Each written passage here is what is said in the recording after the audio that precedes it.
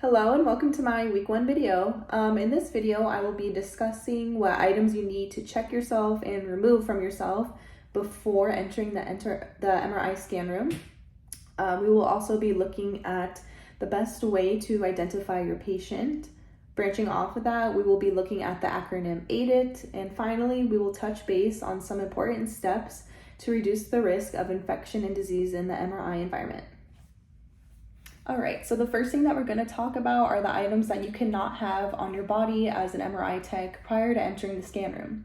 So the bottom line is that you really do not want any metal objects in the scan room. It's important that you lock up items such as your cell phone, wallet, jewelry, watches, especially Apple Watches because they are electric. So when they are introduced to the static magnetic field, it can completely wipe your watch.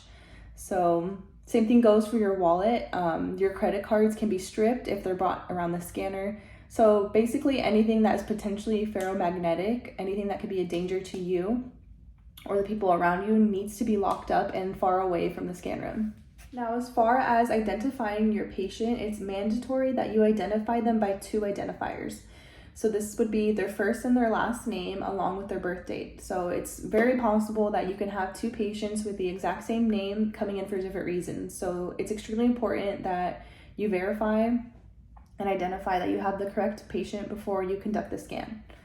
It's your responsibility as a tech to properly identify them before the scan.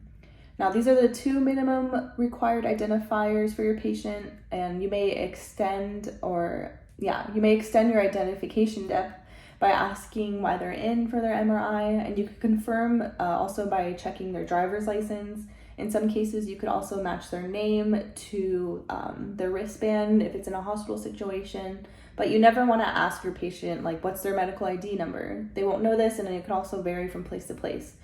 So the 2 minimum identifiers, checking the first and last name and date of birth, are the way to go. Now, branching off patient identification, we have an acronym to look at called AIDIT. AIDIT is essentially a script to follow for effective communication with your patient. It stands for acknowledge, introduce, duration, explain, and thank. It's important to acknowledge your patient prior to an MRI scan. Just put yourself in their shoes. If you were nervous to have an MRI done and you have the tech come out and they barely acknowledge your presence, you would not feel comfortable for them to have to run your scan. It's important, acknowledge their presence. We all want to feel welcomed, especially in the medical field. Things can be scary for patients. Acknowledge them by calling their first and last name, followed with a warm and professional greeting. Next, we have introduce. So introduce yourself. Patients have a right to know who's providing their care.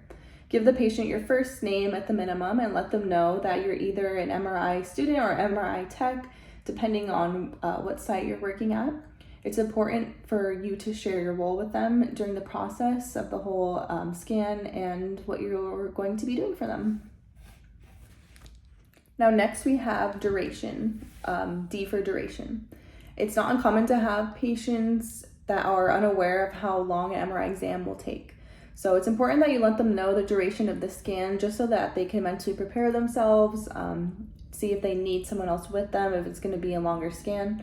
You just want to give them a ballpark estimate. Of course, it's hard to get a spot on time frame because life happens, of course, but as long as you're giving them a general idea of how long the scan is going to take is what matters.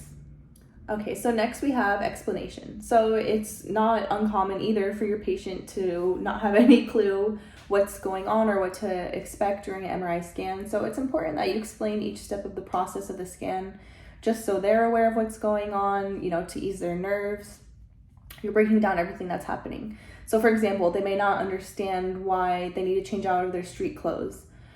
You could explain the different risks of the different fields of the MRI scanner that would require them to change, or they may not know why the MRI machine is so loud. This might scare them. You could just explain to them that this is the competing magnetic fields working together to get those images processed. So it's really important that you have the why, the reasoning behind what's happening to explain. Lastly, we have T for thank. After the scan, it's important that you thank your patient for allowing you to conduct their scan. They could have chosen another clinic or site to go to, so be grateful that they chose to come to you and gave you the opportunity to expand your knowledge as an MRI technician. The last topic that we're going to cover is the importance of reducing the spread of infection and disease in the MRI environment. So first off, hand washing. Hand washing is the single most important step of breaking the chain of infection. You want to vigorously wash your hands for at least 20 seconds before and after each patient, before and after you assess each patient.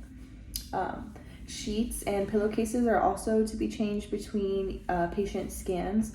With that said, you want to be sure that you have a sufficient amount of disposable sheets and pillowcases and that they're readily available between the scans. You should be disinfecting any surfaces that are continuously touched. Disinfecting MRI coils with disinfecting wipes is also a key component in reducing the spread of infection. You also want to be sure that you are sanitizing your work area. This includes your desk surface, mouse, keyboard, phones, intercom, the chairs, door handles. Anything you touch, you want to be disinfecting.